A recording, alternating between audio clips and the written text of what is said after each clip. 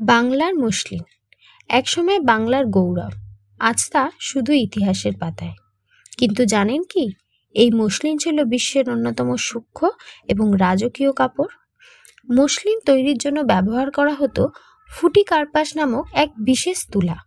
চরকা দিয়ে সেই তুলার সুতা কাটার পর কারিগরদের দক্ষ হাতে বোনা হতো মসলিন কাপড়।